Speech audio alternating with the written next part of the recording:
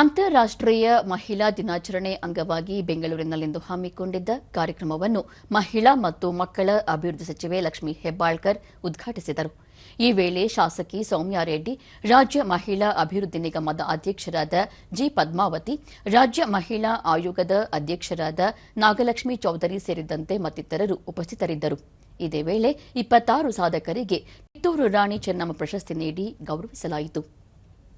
25ರ ಪರವಾಗಿ ಕಿತ್ತೂರು ರಾಣಿ ಚೆನ್ನಮ್ಮ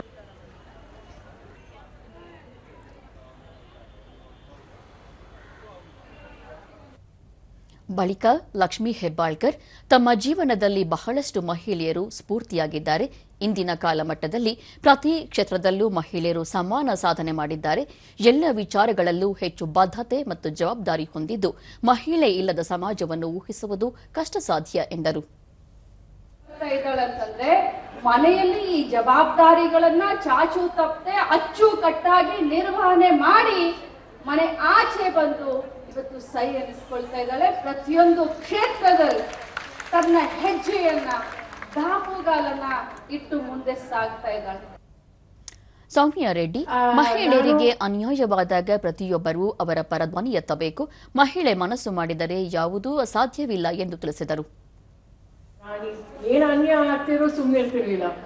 ಈಗ ತಾನೇ ನಾಗಲಕ್ಷ್ಮಿ ಅಕ್ಕ ಅವರು ಬಹಳ ಚೆನ್ನಾಗಿ ಮಾತಾಡಿದ್ರು. ಏನಾದ್ರೂ ಒಂದು ಅನ್ಯಾಯ ಆಗ್ತಿದ್ರೆ ನಾವು ಮಾತಾಡ್ಬೇಕು, ಧ್ವನಿ ಎತ್ತಬೇಕು. ನಾವು ಸುಮ್ಮನೆ ಇದ್ರೆ ನಾವು ಸಹ ಅಪರಾಧ ಮಾಡಬಹುದು. ಪದ್ಮಾವತಿ, ಮಹಿಳೆ ಕುಟುಂಬಕ್ಕೆ ದೀಪ ಇದ್ದಂತೆ ಎಲ್ಲಾ ಕ್ಷೇತ್ರಗಳಲ್ಲೂ ದಾಪುಗಾಲು ಇಟ್ಟಿದ್ದಾರೆ. ಇರುವ ಸವಲತ್ತುಗಳನ್ನು ಸದುಪಯೋಗ ಪಡೆದುಕೊಂಡು ಪ್ರತಿಯೊಬ್ಬ ಮಹಿಳೆ ಸ್ವಾವಲಂಬಿ ಜೀವನ ಕಟ್ಟಿಕೊಳ್ಳಬೇಕು ಎಂದು ತಿಳಿಸಿದರು.